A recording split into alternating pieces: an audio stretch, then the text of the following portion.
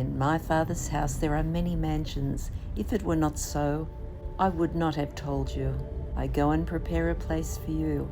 And if I go and prepare a place for you, I will come again and receive you to myself, that where I am, there you may be also.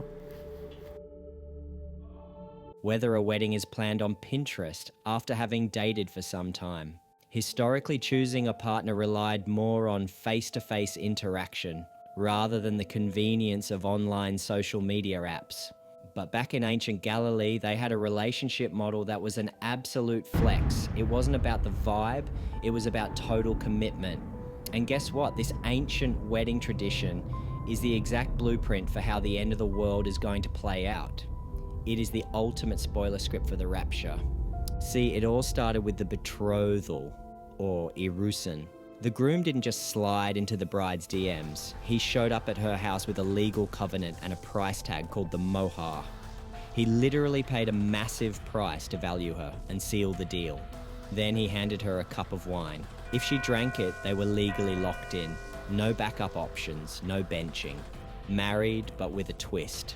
They didn't live together yet. The groom would look her in the eyes and say, "I go to prepare a place for you." Sound familiar? That's exactly what Jesus told his disciples in John 14. Right after that, the groom would completely vanish. He went back to his dad's house for about a year. His only job? To build a literal room addition, a cheddar or bridal chamber, onto the Father's house. He couldn't rush it or cut corners.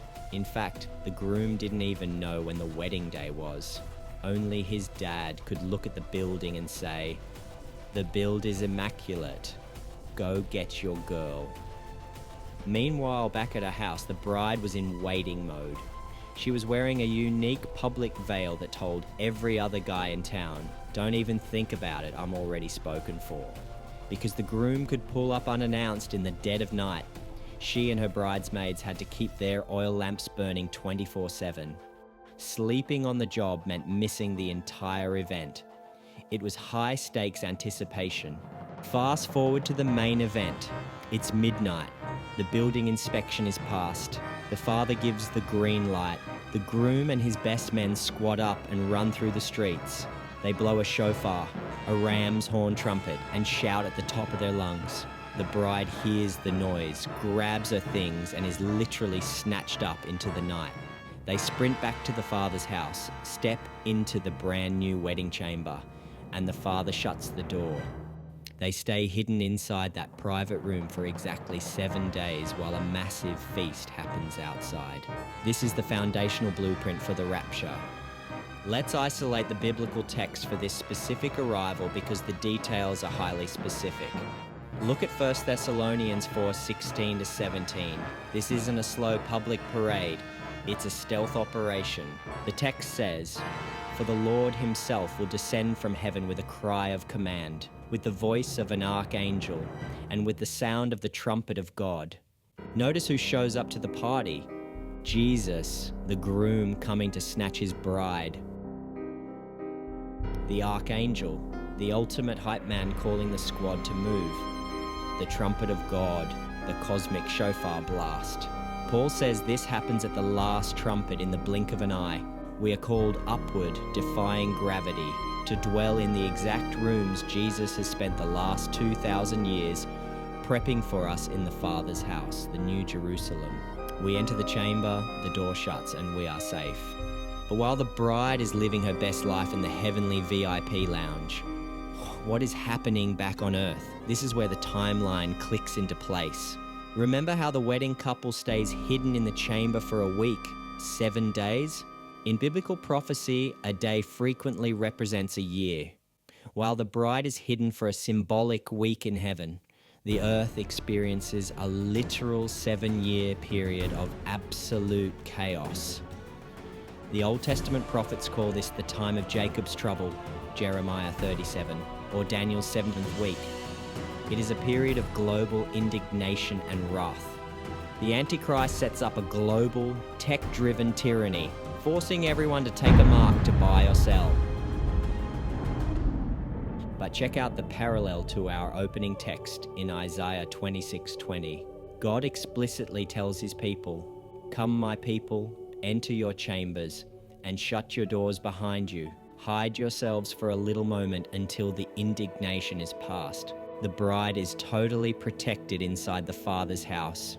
During these 7 years, our earthly track record is evaluated at the Bema Seat Rewards Tribunal. The fire of God purifies our intentions, and what survives is woven into our unique wedding gown. Made of bicino, a rare regal linen described in Revelation 19 as bright and clean. This isn't a standard issue robe like the ones given to the resting souls under the altar or the tragic martyrs who died during the tribulation. This gown is custom tailored from our faithful service to the groom. Now, let's talk about the ultimate plot twist, because a lot of people confuse the rapture with the second coming. They think it's the same event, but the vibe check is completely different. These are two completely distinct versions of Christ appearing. Let's do a side-by-side contrast. At the rapture, Jesus comes for his saints. It's low-key, sudden, and takes place in the air. He doesn't even touch the ground. He gathers us up into the rooms he prepared. But at the end of the 7 years, the chamber doors in heaven swing wide open. The honeymoon week is over, and it's time for the public reveal. This is the second coming, and the energy is pure warfare. Look at the book of Jude 1:14. Jude quotes an ancient prophecy saying, "Behold, the Lord comes with 10,000s of his holy ones to execute judgment on all." Think about the massive contrast here. At the rapture, Jesus brings an archangel and a trumpet to gather a waiting bride. At the second coming, Jesus doesn't bring a bridal party. He brings a heavenly army. Look at Revelation 19. Jesus is riding a literal white horse. His eyes are like a flame of fire, and he has a sword. And who is following him? The armies of heaven, riding on white horses, clothed in fine linen, white and pure. That is us. The bride is no longer hidden in the room. Her veil is off. She is riding out with her groom to witness the final shutdown of evil. When Jesus hits the ground, there's no secret getaway. The whole world sees him. He completely obliterates the armies of the Antichrist and the false prophet, casting them directly into the lake of fire. The lifestyle transition here is wild. We go from being hidden in the spiritual chambers of the Father's house to riding white horses down to a flattened, geographically transformed earth. We step into a literal, physical millennial kingdom where we coexist with mortal survivors, sit under fig trees, eat real food like Jesus did after his resurrection, and manage the global economy out of a massive new temple complex in Jerusalem. So, what's the takeaway from this entire prophetic timeline? Don't let your lamp run out of oil. Don't get distracted by the temporary chaotic noise of this world. The groom has paid the price, the covenant is signed, and the rooms in the Father's house are fully built. The midnight cry could happen at any moment. The question is, when the trumpet sounds, will your lamp be burning? We've completely mapped out the timeline from the first midnight shout to the final conquest on earth. If you want to dive deeper into how the mortal nations try to rebel one last time at the end of those 1,000 years, click on the next video.